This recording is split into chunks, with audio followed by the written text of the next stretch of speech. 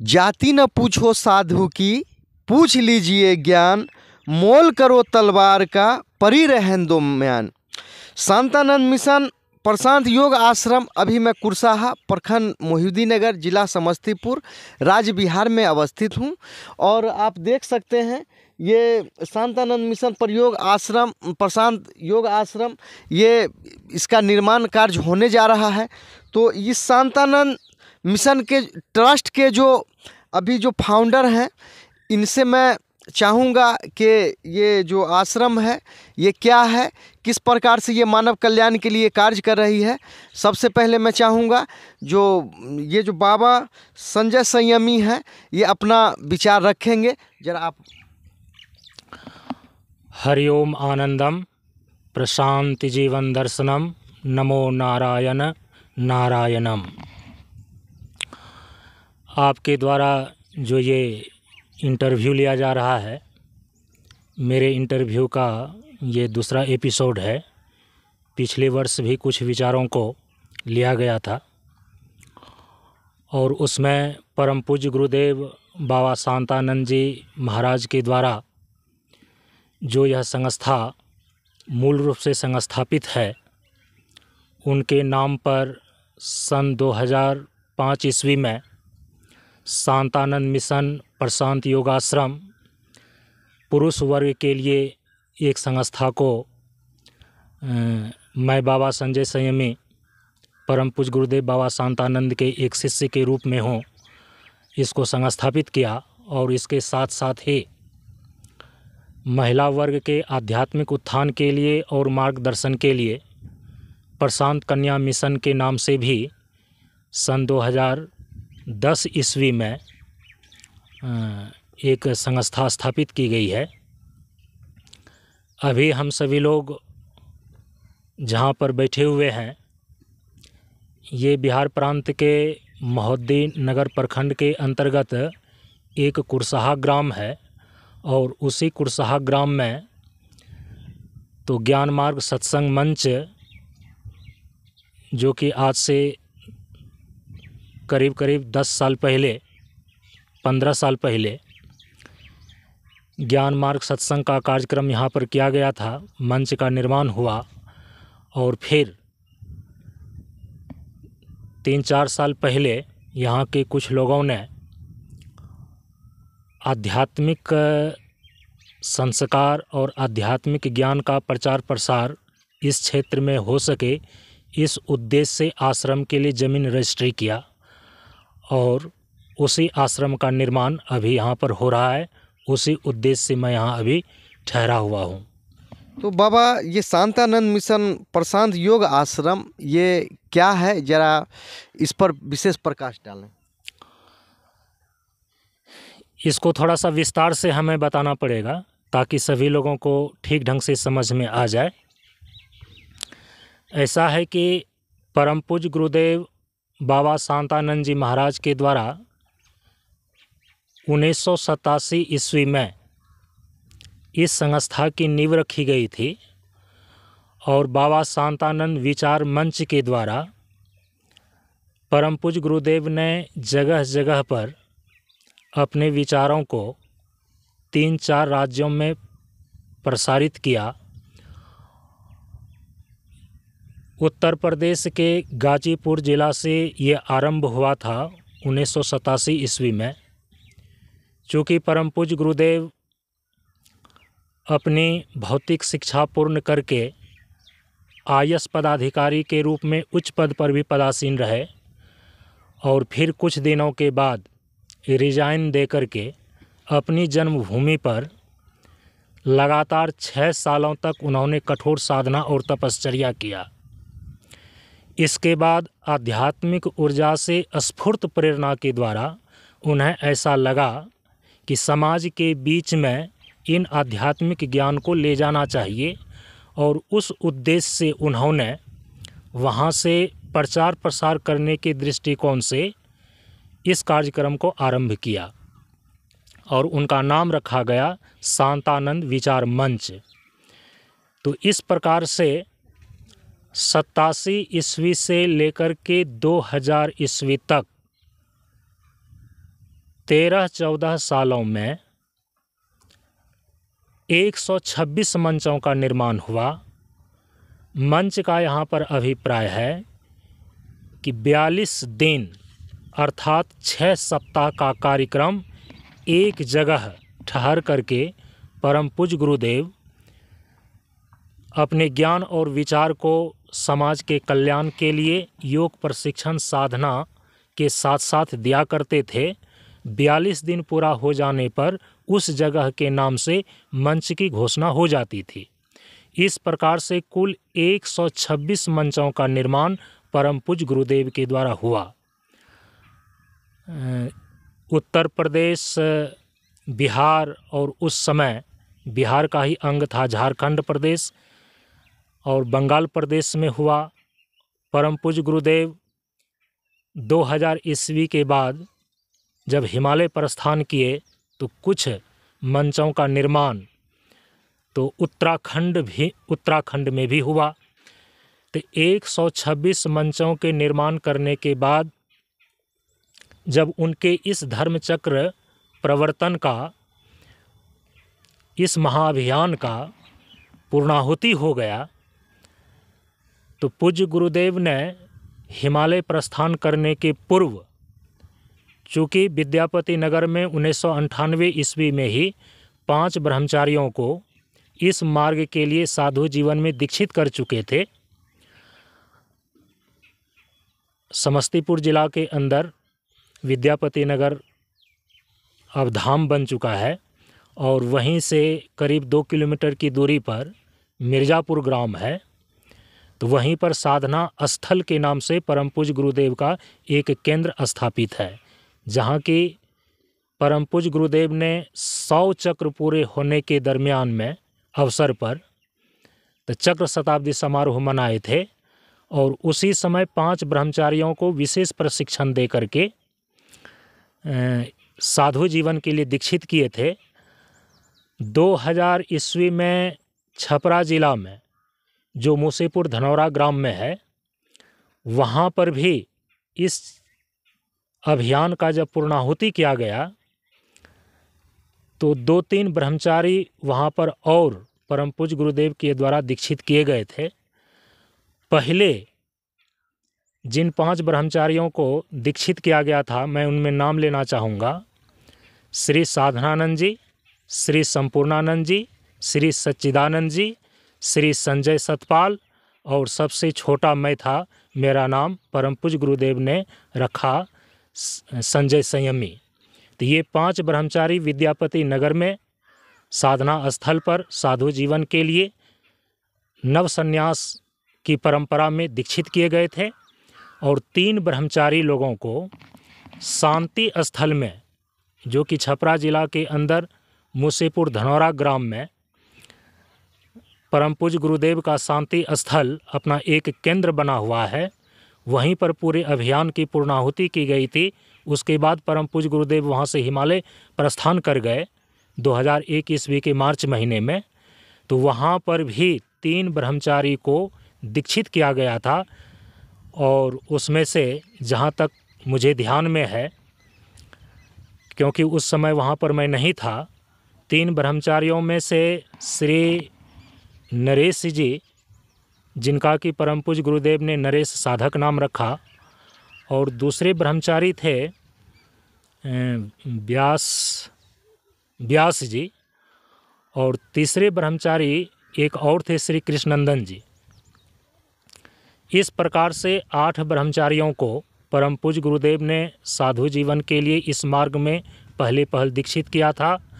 और पूज्य गुरुदेव जब हिमालय प्रस्थान कर गए तो उस समय ब्रह्मचारी लोगों का एक मीटिंग बुलाया गया संध्या काल में, और सभी लोगों से ये कहा गया पूज्य गुरुदेव के द्वारा कि इतने दिनों में जो प्रशिक्षण तुम लोगों ने प्राप्त किया, सत्संग प्रवचन के द्वारा सुना और समझा, अब आगे तुम लोग क्या करना चाहते हो तो अपनी अपनी समझ के अनुसार से मेरे सामने रखो, उसके अनुसार से कार्य करो और यहाँ से आशीर्वाद प्राप्त करके तुम लोग प्रस्थान करो।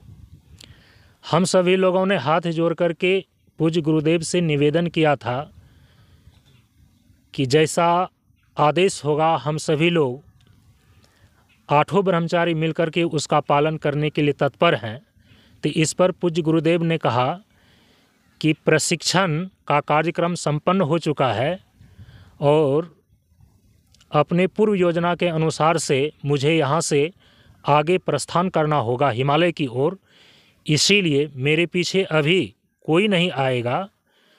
जो कुछ प्रशिक्षण से और प्रवचन से तुम लोगों ने सुना है, समझा है, उसके अनुसार से अपनी अपनी योजना बनाओ और आगे इस कार्यक्रम को प्रचार प्रसार के रूप में और अपने आध्यात्मिक जीवन के विकास के रूप में, मानव के कल्याण के रूप में बढ़ाने का काम करो। तो सभी लोगों ने अपना अपना विचार उस समय अपनी अपनी क्षमता के अनुसार से रखा और उसी के अनुरूप सभी लोग अभी यथासंभव चल रहे हैं।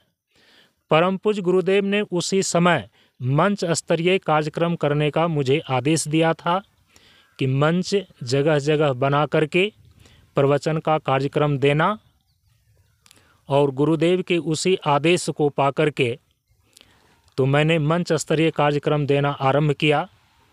परम पूज्य गुरुदेव के मंच के नियम के अनुसार से ही सारा कार्यक्रम आरंभ किया गया और कालांतर में कुछ उसमें संशोधन भी हुआ योजना के अनुसार से, कि ताकि अधिक से अधिक लोगों में ये कार्यक्रम पहुंच सके। तो मंचों को यहाँ पर हम 2 भागों में बांट सकते हैं। एक तो परम पूज्य गुरुदेव के द्वारा स्वयं जो 126 मंच जगह जगह पर 3-4 प्रांतों में बनाया गया। परम पूज्य गुरुदेव हिमालय प्रस्थान करने के पश्चात उनके द्वारा आदेश पाकर के जो मुझे नए मंच बनाने के लिए आदेश दिए थे, उनके अनुरूप मैंने नवीन मंचों का निर्माण करना आरंभ किया। 42 दिन पूरे हो जाने पर पूज्य गुरुदेव के अनुसार से ही उस जगह को मंच की संज्ञा दे दी जाती थी। तो 126 मंचों के अतिरिक्त मेरे द्वारा जो नवीन मंच बनाए गए उनका नाम ज्ञान मार्ग सत्संग मंच रखा गया, जो कि परम पूज्य गुरुदेव के समय में ही ये कार्यक्रम 2-3 मंचों का आरंभ हो गया था ज्ञान मार्ग सत्संग मंच का। तो करीब करीब 25 ऐसे मंच निर्मित हुए ज्ञान मार्ग सत्संग मंच परम पूज्य गुरुदेव के जाने के बाद। उन्हीं 25 मंचों की श्रृंखला में ये जो कुरसाहा ग्राम है 12वें स्थान पर ये मंच आता है। 2005 ईस्वी में प्रथम बार यहाँ आकर के 14 दिनों का सत्संग का कार्यक्रम किया गया था। फिर 2-3 साल के पश्चात फिर यहाँ आकर के 14 दिनों का सत्संग का कार्यक्रम किया गया।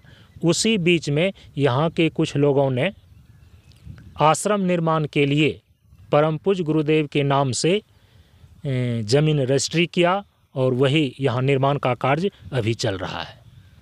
चूँकि आप बाबा के अगर ऐसा कहूँ ब्रह्मचारियों में रहे हैं, तो बाबा के कुछ जो यादगार, उनका जो आपने जो समय उनके साथ बिताया है, कुछ यादगार बातें बताएं। परम पूज्य गुरुदेव, चूँकि हम सभी लोग सन 1998 ईस्वी से ब्रह्मचारी के रूप में दीक्षित हुए। पहले परम पूज्य गुरुदेव के पास जो पहुंचने का नियम था, जहां पर जिस जगह जिस मंच पर 42 दिनों की पूर्णाहुति होती थी, तो अंतिम 2 दिन में परम पूज्य गुरुदेव से जुड़े हुए विभिन्न मंचों से विभिन्न क्षेत्रों के लोग अंतिम पूर्णाहुति के 2 दिन वहाँ पर मंच पर पहुँचते थे। तो 1996 ईस्वी में कटिहार जिला के अंतर्गत परम पूज्य गुरुदेव के मंच श्रृंखला में 73वें मंच से मैं पूज्य गुरुदेव से जुड़ा। तो प्रत्येक 42 दिनों पर गुरुदेव के सानिध्य में पूर्णाहुति के अवसर पर आने का अवसर प्राप्त होता था और वहाँ पर विशेष प्रशिक्षण दिए जाते थे। अलग अलग जगह पर अलग अलग प्रकार ज्ञान की बातें और साधनात्मक बातें पूज्य गुरुदेव गुप्त बैठक में बतलाते ही थे। और विशेष सानिध्य प्राप्त हुआ जब विद्यापति नगर में 5 ब्रह्मचारियों को पूज्य गुरुदेव ने दीक्षित करके विशेष प्रशिक्षण देना आरंभ किया। और केवल ब्रह्मचारियों को ही नहीं, गृहस्थ लोगों में भी जो योग साधना को विशेष रूप से सीखना चाहते थे, तो सबके लिए योग प्रशिक्षण शिविर की घोषणा गुरुदेव ने किया था। और हम लोगों को भी उसमें ब्रह्मचारी लोगों को दीक्षित करके साथ साथ ही प्रशिक्षित करने का काम करते थे। और उसमें ब्रह्मचारी लोगों को जो एक विशेष नियम, एक विशेष साधना और विशेष प्रशिक्षण देने का होता था, उनको अलग से दे दिया जाता था। उस समय की यादगार अनुभूतियाँ कई हैं। हम सभी लोगों ने उस समय, जिस समय से परम पूज्य गुरुदेव से जुड़े, संत की परंपरा में संत के सानिध्य को हम लोगों ने, खास करके मैंने बचपन से ही देखा था। लेकिन गुरुदेव का दर्शन प्राप्त होने के बाद मुझे ऐसा लगा कि हमारे इस संत परंपरा में, इस भारत की भूमि में जो हमारे ऋषियों की प्राचीन परंपरा रही है, ठीक उसके अनुरूप साक्षात भगवान बुद्ध, महावीर की तरह इस बिहार की भूमि पर इतनी तपश्चर्या पूर्वक ज्ञान दे रहे हैं, निःशुल्क रूप से, बिना किसी व्यवस्था के, जाड़ा गर्मी बरसात को सहन करते हुए, बिना 1 रुपया पैसा लिए हुए इस प्रकार से प्रशिक्षण देना और प्रवचन देना, जहां लाखों की भीड़ जुटती है, एक अद्भुत घटना थी जो समाज को प्रेरित भी उस प्रकार से उस समय के माहौल में करते थे, जो कि अन्य जो उस समय एक आध्यात्मिक कथा और प्रवचन करने के लिए जो लाखों की लागत से कार्यक्रम होने की एक सिलसिला लागू था, उसमें एक नया परिवर्तन बाबा के मंचों में देखने को मिला। और जब ब्रह्मचारी के रूप में हम लोगों ने प्रशिक्षण प्राप्त करना आरंभ किया, तो जैसे प्राचीन काल में गुरुकुल में व्यवस्था थी, भिक्षाटन करके खाना है, नंगे पांव पैदल चलना है, 3 ही सूती वस्त्र का प्रयोग करना है, स्त्री के संपर्क से दूर रहना है, कृत्रिम अग्नि का प्रयोग नहीं करना है, तेल साबुन देह में नहीं लगाने हैं, ये सारे प्राकृतिक जो गुरुकुल की व्यवस्था प्राचीन परंपरा में देखी जाती थी, वही हम सभी लोगों को प्रशिक्षण दिया गया। ये मेरा अनुभव है। तो चूँकि जो मुख्य सवाल है, ये जो प्रशांत जीवन दर्शनम कहिए, तो इसमें जो एक सवाल आता है कि अभी जो परम पूज्य गुरुदेव बाबा शांतानंद का जो उनका जो मिशन था, सोच था, जो ये मिशन या यहाँ की जो अच्छाइयाँ हैं जन जन तक पहुँचे, तो जन जन तक पहुँचे उसके लिए क्या प्रयास किए जा रहे हैं। और चूँकि कहा जाता है कोऑपरेशन, को एजुकेशन, जिसमें को एजुकेशन के तहत अभी देखा जाता है कि सभी अर्थात स्त्री और पुरुष मिल के जो कोऑपरेशन यानी स्कूल जिसमें पढ़ाया जाता है उसको को एजुकेशन कहा जाता है। तो ये अगर ऐसा कहा जाए तो स्त्रियां हैं वो भी समाज के हिस्सा हैं और पुरुष भी समाज के हिस्से हैं। तो ज़रा इस पर बताएं कि बाबा का जो विचार था ये जन जन तक पहुँचे, अर्थात स्त्री पुरुष सब तक ये ज्ञान पहुँचे, इसके लिए इस पर आपका क्या कहना है? आपने बहुत अच्छा सवाल किया है और इस पर जो है कि बहुत गंभीरता से विचार करनी चाहिए। परम पूज्य गुरुदेव के सानिध्य में करीब करीब यदि देखा जाए तो 8-10 चक्र, मतलब 42 दिनों का एक चक्र होता है, 8 से लेकर 10 चक्रों तक गुरुदेव के सानिध्य में रहने का अवसर मिला।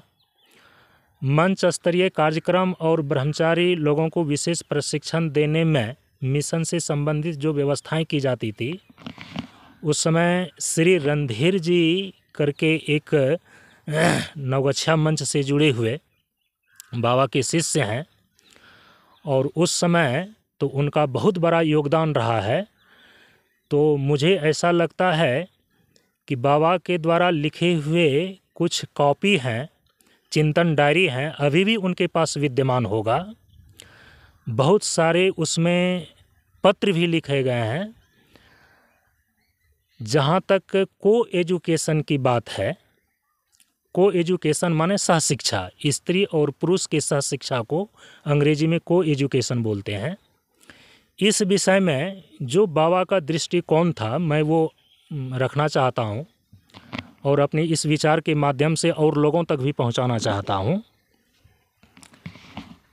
सन 1998 ईस्वी में विद्यापति नगर में जब परम पूज्य गुरुदेव ने चक्र शताब्दी समारोह मनाया, तो उसी समय तो चूँकि पहले से ही वहाँ एक छोटा सा आश्रम का निर्माण हो चुका था, गुरुदेव के मार्गदर्शन में हुआ था, गांव के लोगों के सहयोग से हुआ था, और हम 5-6 ब्रह्मचारी वहाँ पर मिल करके रणधीर जी को मिला करके 6 ब्रह्मचारी के रूप में उस समय हम सभी लोग गिनती करते थे।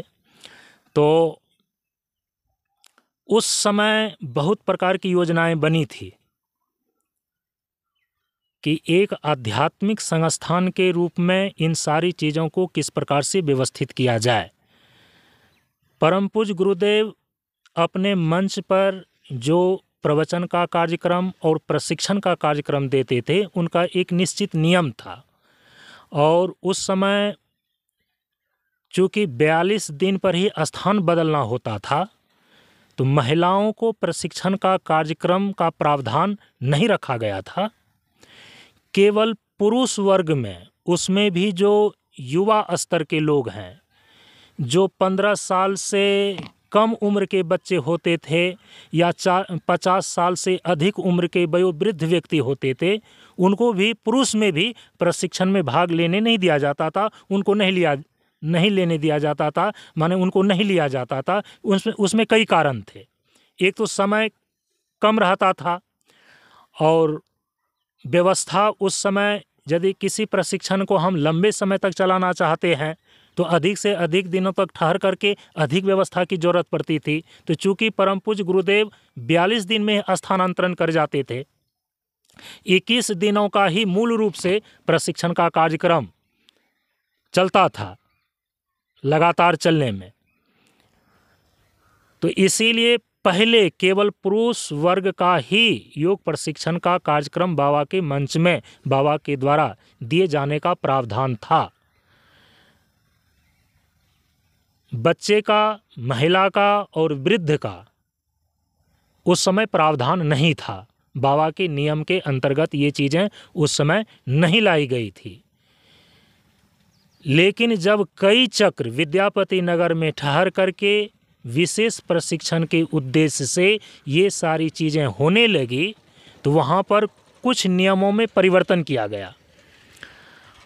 1998 ईस्वी में चक्र शताब्दी समारोह संपन्न हो जाने के पश्चात संस्थागत और संगठनात्मक रूप से इन सारी चीज़ों को व्यवस्थित किया जाए। जब इस पर विचार किया गया तो उस समय परम पूज्य गुरुदेव के द्वारा, जो कि रणधीर जी के पास एक कॉपी होगी, उसमें वो पत्र भी लिखा हुआ होगा, उसमें पुरुष के लिए और महिला के लिए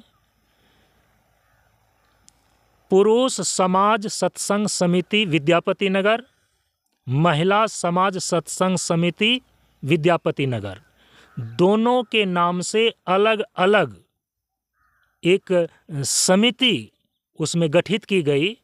और उसमें परम पूज्य गुरुदेव ने यह निर्देश दिया था कि जिस प्रकार से पुरुषों का एक मंच स्तरीय कार्यक्रम होता है, मंच बनता है।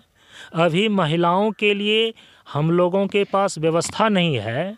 यदि निकट भविष्य में यदि इस प्रकार से लोग तैयार होते हैं तो जैसे पुरुषों का सन्यासी और ब्रह्मचारी के द्वारा और त्यागी गृहस्थ के द्वारा मंच स्तरीय सत्संग के कार्यक्रम किए जाते हैं और उसका संचालन पुरुष लोग करते हैं, तो पुरुष मंच के समानांतर ही महिलाओं का मंच निर्मित होएगा और उनका संचालन कोई ब्रह्मचारिणी अथवा सन्यासिनी करेंगी। परम पूज्य गुरुदेव के समय में वैसे लोग तैयार नहीं हुए थे, इसीलिए लेकिन उन्होंने महिला समाज सत्संग समिति ऐसा नामकरण करके निकट भविष्य में यदि उस प्रकार से कोई महिलाओं में ब्रह्मचारिणी या त्यागी स्तर से कोई अपने जीवन को इसमें समर्पित करने के लिए तैयार होकर के आ जाते हैं तो उनके द्वारा फिर पुरुष मंच के समानांतर ही महिलाओं का मंच समानांतर चलेगा, ये उनका विचार था। इनका नींव परम पूज्य गुरुदेव ने ही समझिए कि उस समय उस डायरी में, अपनी चिंतन डायरी में लिख करके डाल दी थी और वहीं से मूल प्रेरणा पा करके महिलाओं के लिए प्रशांत कन्या मिशन का हमने एक संस्थान रखा। ब्रह्मचारिणी लोगों को तैयार किया गया। ब्रह्मचारिणी अपर्णा अर्पण दीदी को संचालिका के रूप में उनको अभी पदस्थापित किया गया प्रशांत कन्या मिशन के लिए, और कई 2-3 ब्रह्मचारिणियाँ अभी महिला आश्रम में रह करके अपना इस मंच को चला रही हैं, कार्यक्रम कर रही हैं।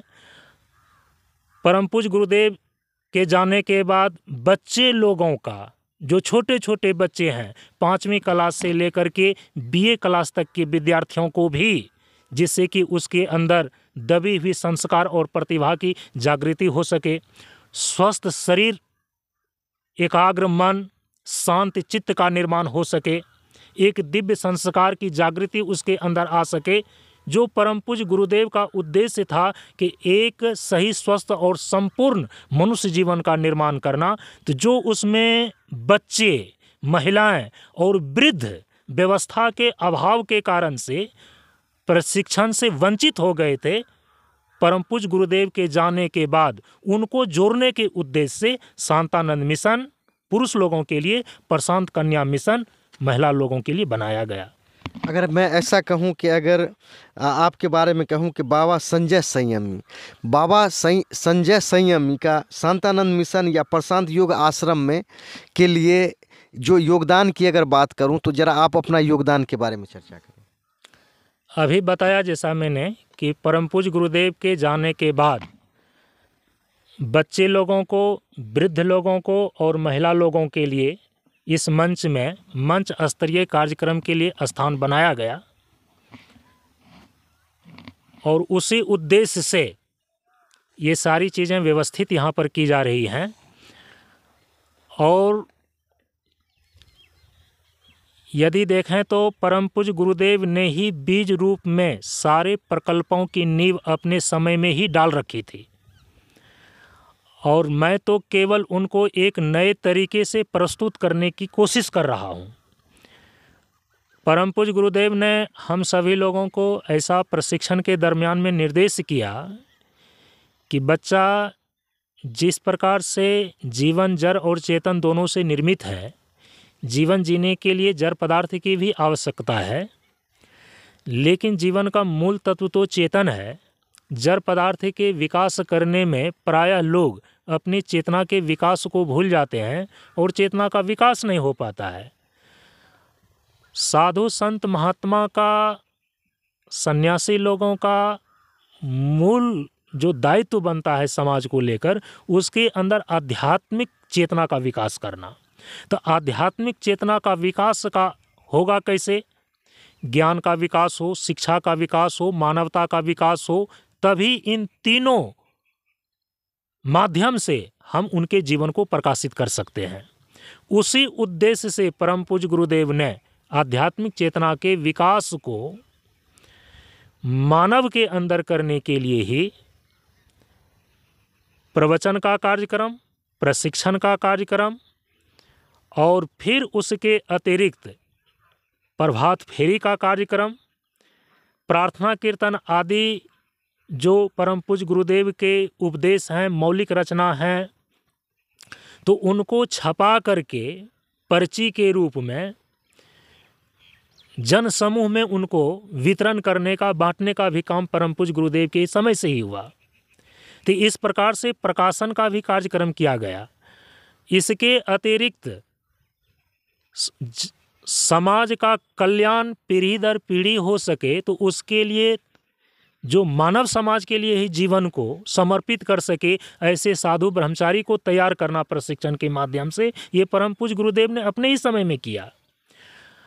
जन समूह तक पहुंचाने के योग्य भी प्रशिक्षण के माध्यम से बनाया। एक शब्द में कह सकते हैं कि परम पूज्य गुरुदेव के द्वारा ही सारे प्रकल्पों की बीज नींव के रूप में डाली गई है, और हम लोग उसको एक नए नए स्तर से अपने अपने तरीके से उनको समाज में प्रस्तुत करने का प्रयास कर रहे हैं, कोशिश कर रहे हैं। चूँकि ये प्रशांत जीवन दर्शनम का जो संदेश है आने वाले पीढ़ी तक पहुँचे, और इस यहाँ का जो अगर ऐसा कहूँ, यहाँ की जो अच्छाइयाँ हैं आने वाले जनरेशन तक पहुँचे, इसके लिए क्या किया जा रहा है? उसके लिए जगह जगह पर केंद्र स्थापित किए जा रहे हैं। हम लोग इसका प्रचार प्रसार कर रहे हैं, और जो विद्यार्थियों के लिए, विद्यार्थियों का प्रशिक्षण हम सभी लोग यहाँ से देते हैं शांतानंद मिशन के तहत और प्रशांत कन्या मिशन के तहत। तो उसमें छात्र छात्राओं का सुबह सुबह योग प्रशिक्षण का कार्यक्रम एक साथ दिया जाता है, सहशिक्षा उसको दिया जाता है। लेकिन जो विवाहित महिलाएं हैं, तो उस विवाहित महिलाओं को स्वस्थ रहने के लिए, उसके अंदर आध्यात्मिक चेतना का विकास करने के लिए उनको भी योग साधना का प्रशिक्षण दिया जाता है, लेकिन उनको अलग से दिया जाता है। और जो पुरुष लोग हैं, तो पुरुष लोगों का भी योग प्रशिक्षण का कार्यक्रम उनको अलग से दिया जाता है, क्योंकि परम पूज्य गुरुदेव का ऐसा निर्देश था कि महिलाओं को भी प्रशिक्षण होना चाहिए, लेकिन उसकी थोड़ी अलग व्यवस्था होनी चाहिए। पुरुषों का भी प्रशिक्षण होना चाहिए, लेकिन उसकी अलग व्यवस्था होनी चाहिए। तो महिलाओं को हम लोग जब प्रशिक्षण देते हैं, तो उसमें पुरुष लोग उस समय नहीं होते, और जिस समय पुरुष लोगों को प्रशिक्षण देते हैं, तो उस समय महिलाएं नहीं होती। तो पुरुष की योग कक्षा में केवल पुरुष लोग होते हैं, महिला लोगों की योग कक्षा में केवल महिला लोग होती हैं। लेकिन जो पढ़ने वाले विद्यार्थी हैं, तो पढ़ने वाले विद्यार्थी में 5वीं क्लास से लेकर के BA क्लास तक के विद्यार्थियों को जो योग साधना का प्रशिक्षण हम लोग देते हैं, उसको एक साथ देते हैं, एक साथ बैठा करके देते हैं। एक तो ये हो गया। और इसके बाद जो प्रवचन का कार्यक्रम होता है, परम पूज्य गुरुदेव 3:30 से 5 बजे करते थे, अभी हम लोग 3 बजे से लेकर के आरंभ करते हैं। उसमें कुछ चीज़ें जुड़ी हुई हैं अतिरिक्त में। तो 3 बजे से आरंभ करते हैं, 5 साढ़े 5 बजे तक ये कार्यक्रम चलता है, क्योंकि परम पूज्य गुरुदेव उस समय 3:30 से 5 के बीच में अकेले कार्यक्रम देते थे। अब हम सभी लोग जो कार्यक्रम देते हैं, उसमें चूँकि और सारे लोग सीख सकें, नए नए ब्रह्मचारी तैयार हो सकें, उनको भी मौका उसमें दिया जाता है बोलने का, ताकि वो सीख सकें। इसीलिए थोड़ा सा समय 1 घंटे का बढ़ा दिया गया है, आधा घंटा पहले और आधा घंटा बाद। इस प्रकार से 3 बजे से लेकर के 5 साढ़े 5 बजे तक जो सत्संग का कार्यक्रम होता है, उसमें हर जाति हर वर्ग के लोग, बच्चे बूढ़े वृद्ध महिलाएं, सब साथ साथ सत्संग प्रवचन का श्रवण करते हैं। हाँ, उसमें महिलाएं अपनी तरफ बैठती हैं और पुरुष अपनी तरफ बैठते हैं, लेकिन दोनों के लिए एक साथ ही सत्संग प्रवचन का कार्यक्रम दिया जाता है। हम लोगों ने परम पूज्य गुरुदेव के उपदेशों को प्रकाशित करने का कार्य भी आरंभ कर दिया है, और अभी 2023 ईस्वी में परम पूज्य गुरुदेव का 75वां वर्ष जो है कि पूरा होने वाला है इस धरती पर अवतरण होने का। तो 75वां साल पूरे होने के उपलक्ष्य में हम लोग पूरी तैयारी के साथ हीरक जयंती महोत्सव परम पूज्य गुरुदेव का मना रहे हैं। बाबा शांतानंद हीरक जयंती 75वां वर्ष के अवसर पर। उसी अवसर पर परम पूज्य गुरुदेव के द्वारा जो हम सभी लोगों को आध्यात्मिक चेतना के विकास के लिए और एक सही स्वस्थ और संपूर्ण जीवन जीने के लिए साधना पद्धति प्रशिक्षण में बतलाए थे, तो उसी को हम सभी लोग एक पुस्तक के रूप में प्रकाशित कर रहे हैं। बाबा शांतानंद द्वारा प्रणीत दैनिक नित्य पूजा एवं योग साधना विधि।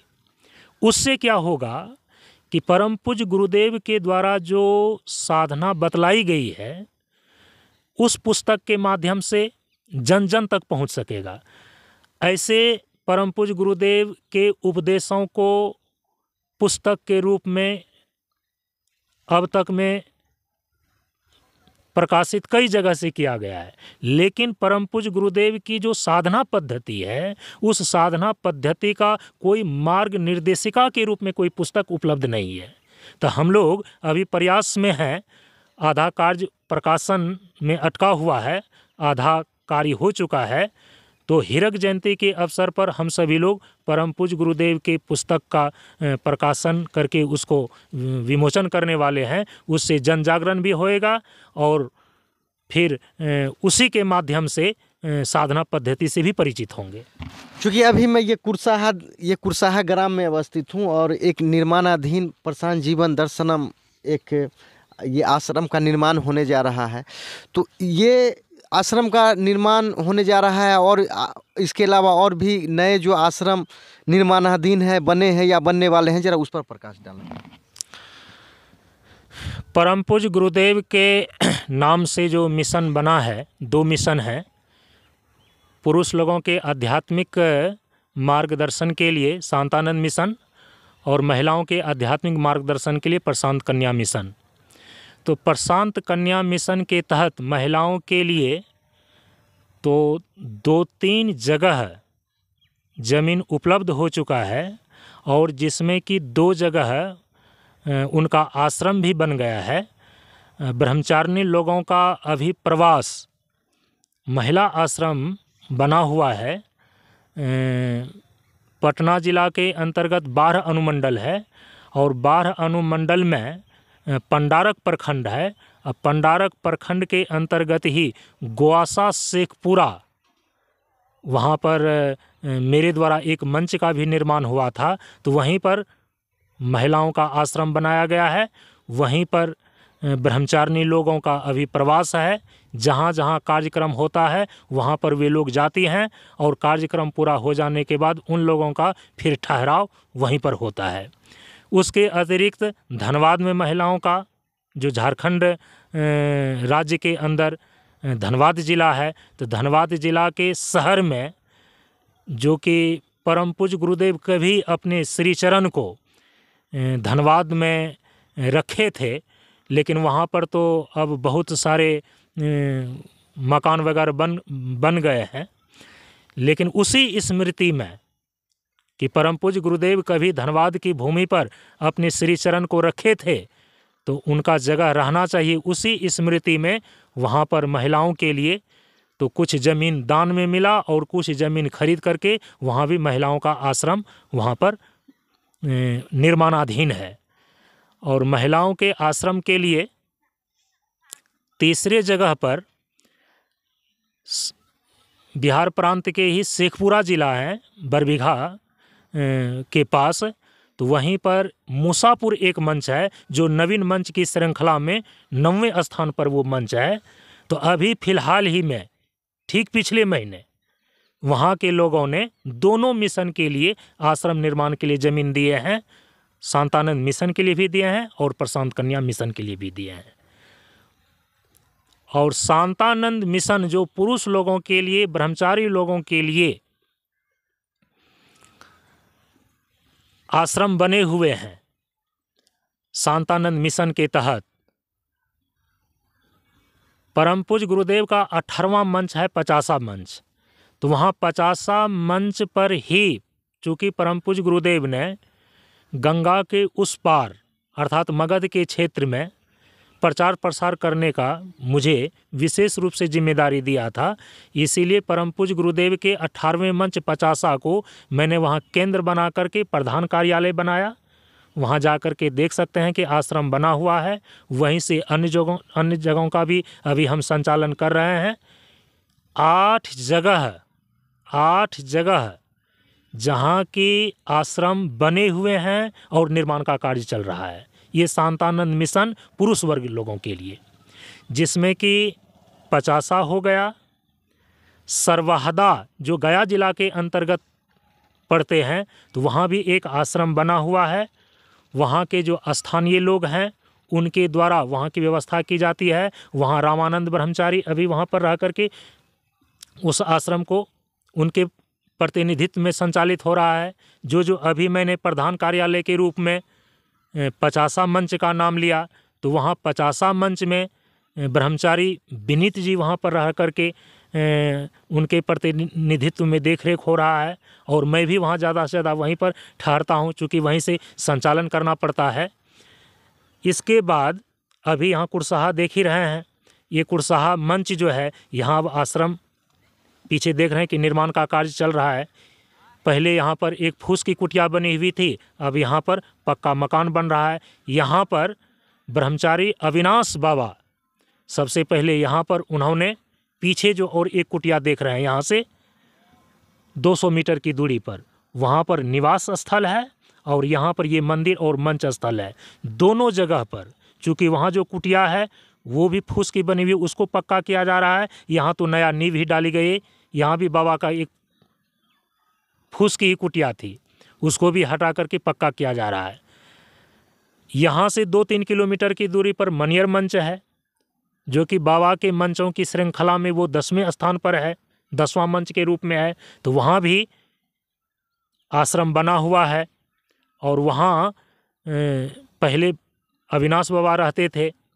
फिर इसके बाद रामानंद ब्रह्मचारी को 3 साल रखा गया। अभी फ़िलहाल वहाँ पर कोई नहीं है। वहाँ पर मेरे ही देख रेख में 7 दिनों का प्रत्येक वर्ष संन्यास दिवस के उपलक्ष्य में कार्यक्रम होता है और वहाँ के लोग व्यवस्था करते हैं। और अगले साल से वहाँ पर पक्का निर्माण का कार्यक्रम होने की इस बार योजना बन चुकी है। इस प्रकार से अभी 4-5 जगह पर जहाँ की ब्रह्मचारी लोग अभी रह रहे हैं, आश्रम बना हुआ है। 3-4 जगह आश्रम बनने की जो है कि निर्माण के अधीन वहाँ पर है ये। और कुछ आपसे चूँकि जानना चाहते हैं, जो परम पूज्य गुरुदेव बाबा शांतानंद का जो कुछ उपदेश है, चूँकि आप उनके शिष्य रहे हैं, कुछ उपदेश कम शब्दों में उस पर प्रकाश डालें। परम पूज्य गुरुदेव के उपदेश पर जो विचार है उसको मैं प्रवचन के रूप में प्रस्तुत विस्तार से करता हूँ। और विशेष रूप से आप YouTube पर जो आपके द्वारा चैनल बनाए गए हैं उस पर कोई भी दर्शक, कोई भी श्रोता भली भांति देख सकते हैं। क्योंकि ऐसा है कि जो उपदेश है वो है बीज रूप, उसके विस्तार को समझने के लिए प्रवचन की आवश्यकता है और लंबे विचार की आवश्यकता है।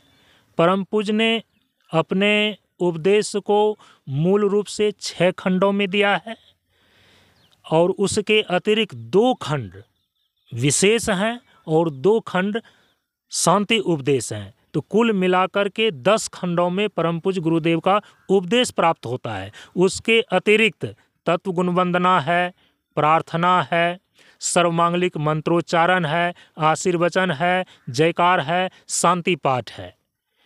लेकिन यहाँ पर संक्षेप में सारे उपदेशों का हम सारांश इतना में ही प्रस्तुत करना चाहेंगे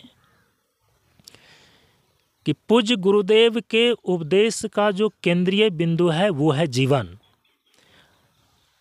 प्रार्थना को उठाकर देख लें, परम प्रभु स्वज्ञान जी का जीवन होवे ज्ञान, तो जगह जगह पर आपको जीवन शब्द मिलेगा।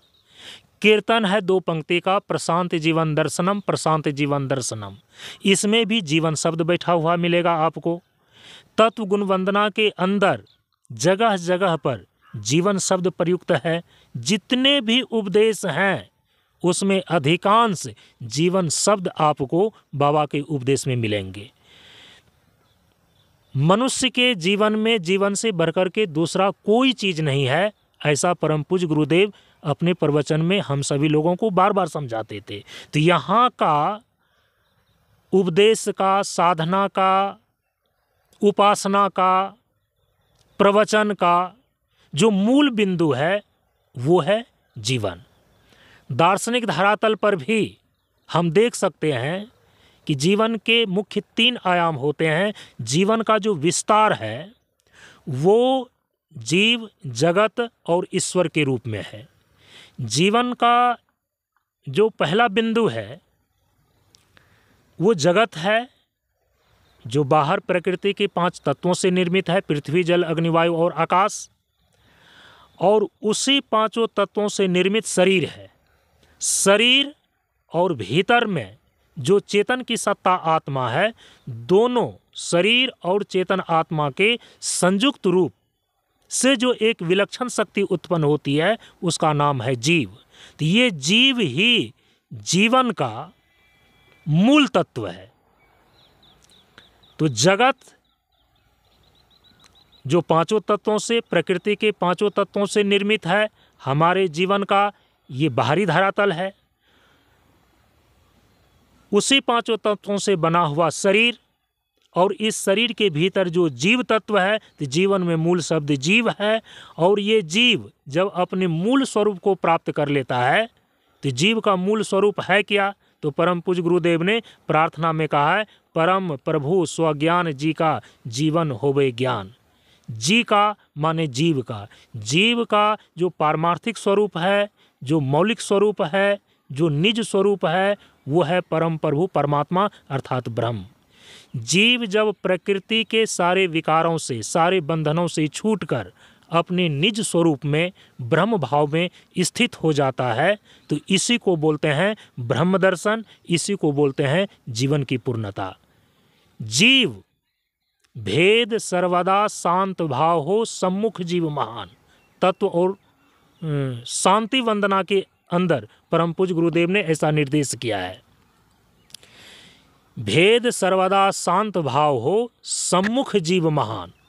यह जीव जब अपनी साधना के द्वारा अपने स्वरूप की ओर गति करता है, तो सारे विकारों से वह छूटता हुआ अपने शुद्ध स्वरूप में स्थित हो जाता है। यही शांति और आनंद का मार्ग है, यही जीवन का लक्ष्य है। और सारे लोग जीवन धाराएं चलें साधन संयम योग से, इस प्रकार से जीवन को साधन और संयम एवं योग के माध्यम से चला करके अपने स्वरूप अवस्थिति का लाभ ले सकता है। क्योंकि ये प्रशांत जीवन दर्शनम ये मानवता के विकास में भरोसा करती है, तो ये मानवता के विकास में भरोसा करती है। ये मानवता का विकास कैसे हो, इस पर जरा अपना स्पष्ट ही है। जयकार में परम पूज्य गुरुदेव ने 4 मुख्य जयकार दिए हैं। जयकार के अंतर्गत 4 प्रकार के जयकार में है। पहला है ज्ञान का विकास हो, दूसरा है शिक्षा का विकास हो, तीसरा है मानवता का विकास हो, और चौथे में है जीवन का प्रकाश हो। इस 4 जयकार के अतिरिक्त हम लोगों ने उसमें 2 जयकार और जोड़े हैं। 2 जयकार ये है प्रशांत जीवन दर्शनम, और इसके बाद प्रशांत गुरु बाबा की जय। परम पूज्य गुरुदेव के द्वारा दिए गए जयकार में ये मुख्य 4 ही जयकार हैं। ज्ञान का विकास हो, शिक्षा का विकास हो, मानवता का विकास हो, जीवन का प्रकाश हो। कहने का अभिप्राय यहाँ पर ये है कि मनुष्य सभी प्राणियों में जो श्रेष्ठ प्राणी है, क्योंकि इसके अंदर बुद्धि और बौद्धिक चेतना प्राकृतिक रूप से ही अधिक विकसित होते हैं। इसीलिए सभी प्राणियों में मानव जो है बौद्धिक विकास के कारण से श्रेष्ठ प्राणी माना जाता है। और मानव इस सृष्टि में आया है कि जो अपने से बौद्धिक विकास में अवनत दशा में प्राणी हैं, उनके अस्तित्व और उनके सुख, उनकी शांति की भी सुरक्षा हो सके, ये इसका दायित्व बनता है श्रेष्ठ होने के कारण से। तो जीवन प्रकाश होने का अर्थ है, सामान्य ढंग से यदि इसको कहें तो जियो और जीने दो, ये जीवन का प्रकाश है कि खुद जिएं और दूसरे को भी जीने में आप सहयोग प्रदान करें। तो जीवन का प्रकाश होगा कैसे? तो अपने जीवन को प्रकाशित करना और दूसरे के जीवन को प्रकाशित करना, ये है मानवता। लेकिन ये मानवता की भावना, जियो और जीने दो की भावना, स्वयं के जीवन को प्रकाशित करें और दूसरे के भी जीवन को प्रकाशित करने में हम अपना योगदान करें, चूँकि यही मानवता है। दूसरे प्राणी के अस्तित्व को, उनके सुख को, उनके शांति को बाधित नहीं करना, बल्कि उसकी सुरक्षा करना, उसमें उसकी सुरक्षा को करने में मदद करना, ये सबसे बड़ी मानवता है। परम पूज्य गुरुदेव ने उपदेश में निर्देश भी कर दिया है कि मानव और मानवता महत्वपूर्ण है। मानव तो महत्वपूर्ण है ही, लेकिन वे मानवों में महत्वपूर्ण है जो अपनी मानवता को दर्शाते हैं। मानवता दर्शाने का अर्थ है कि अपने जीवन को प्रकाशित करने के साथ साथ दूसरे के जीवन को भी प्रकाशित करना। ये होगा कैसे? इस प्रकार की मानवता कैसे आएगी? ये मानवता आएगी ज्ञान का विकास करके और शिक्षा का विकास करके। जितना हम ज्ञान का विकास कर सकेंगे, जितना उनके अंदर शिक्षा का विकास कर सकेंगे, उतना ही उनके अंदर सद्विचार आएगा और सद्भावना आएगी। तो सद्विचार और सद्भावना जहाँ पर है, वहीं पर मानवता जन्म ले लेती है। और जब मानवता जन्म ले लेती है तो उनके जीवन की नियति बन जाती है, जियो और जीने दो। वह अपने और दूसरे के जीवन को प्रकाशित करने लगेगा। क्योंकि और भी अगर जो प्रशांत जीवन दर्शनम से अगर जुड़ना चाहते हैं, जरा उनको कुछ संदेश दें।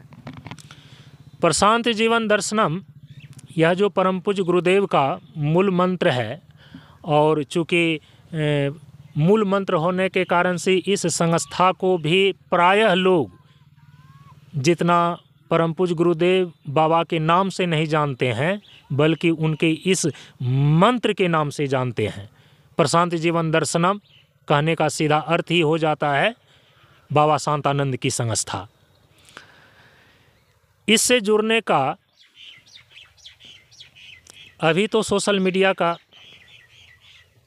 समय है, और जिस प्रकार से आप अपनी सद्भावना में यह सत्प्रयास कर रहे हैं कि इन सारी चीज़ों को, प्रवचन को, प्रशिक्षण को, यहाँ के पूजा अनुष्ठान को समय समय पर यही साक्षात्कार और इंटरव्यू अलग अलग महात्माओं का लेकर के जो अपने YouTube चैनल पर आप अपने चैनल के माध्यम से इसको दे रहे हैं, तो ये प्रचार प्रसार और जन जागरण के भी उद्देश्य से और लोगों को इस मिशन से जुड़ने का सबसे एक अच्छा खास माध्यम बनता है। और हम लोग अपने स्तर से जो प्रचार प्रसार कर रहे हैं, चूँकि समय समय पर प्रचार प्रसार करने का तरीका बदल जाता है।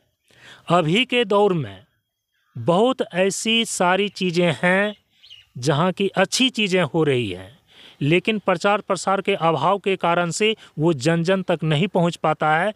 हम लोग अभी इस ओर चूँकि ध्यान नहीं दिए थे, लेकिन अब इस ओर ध्यान जाने लगा है, और अधिक से अधिक लोग कैसे जुड़ सकेंगे, उसके लिए सबसे पहले हम सभी लोगों को प्रचार प्रसार करने का जो तंत्र है, जैसे कि अभी आप अपने चैनल के माध्यम से ये कर रहे हैं, पत्र पत्रिकाएं हैं, पुस्तक हैं, जनसंपर्क हैं, इन सारी चीज़ों को मजबूती से, चूँकि इस ओर अभी उतना ध्यान नहीं दिया गया, अब ध्यान दे करके जन जन तक इन सारी चीज़ों को पहुंचाने का हम सभी लोग प्रयास करेंगे। बाबा संजय संयमी, आप इतना इसमें समय दिए, इसके लिए मैं आपको बहुत बहुत धन्यवाद देता हूं। कुछ अंतिम शब्द कहना चाहें? इस चैनल से जुड़े हुए सारे लोगों से मैं यही कहना चाहूँगा, और प्रशांत परिवार से जितने लोग जुड़े हुए हैं, परम पूज्य गुरुदेव को केंद्र में रख करके जिन जिन लोगों को उनके द्वारा आदेश प्राप्त है, निर्देश प्राप्त है, कई आदेश निर्देश सार्वजनिक रूप से हैं, कई आदेश निर्देश जैसा मैं जानता हूं व्यक्तिगत रूप से भी है। तो ईमानदारी पूर्वक सार्वजनिक और व्यक्तिगत आदेश निर्देश को ध्यान में रख करके जो जहां हैं वहीं से परम पूज्य गुरुदेव के साधना को, विचार को, सिद्धांत को तन सेवा साधन स्वयं में करने के रूप में और जन सेवा सिद्धि दूसरे तक पहुंचाने के लिए कटिबद्ध हो जाएं, आपसी सारे मतभेदों को छोड़ करके। और फिर चूंकि यदि प्रचार प्रसार स्वयं में ज्ञान को प्राप्त करके गुफा के अंदर चले जाना एक अलग चीज़ है, वो स्वयं की साधना है। यदि परम पूज्य गुरुदेव ने 14 सालों तक अनवरत समाज के बीच में अपने ज्ञान का प्रचार प्रसार करने की कठिन तपश्चर्या की है, तो निश्चित रूप से जन जागरण उनका उद्देश्य था।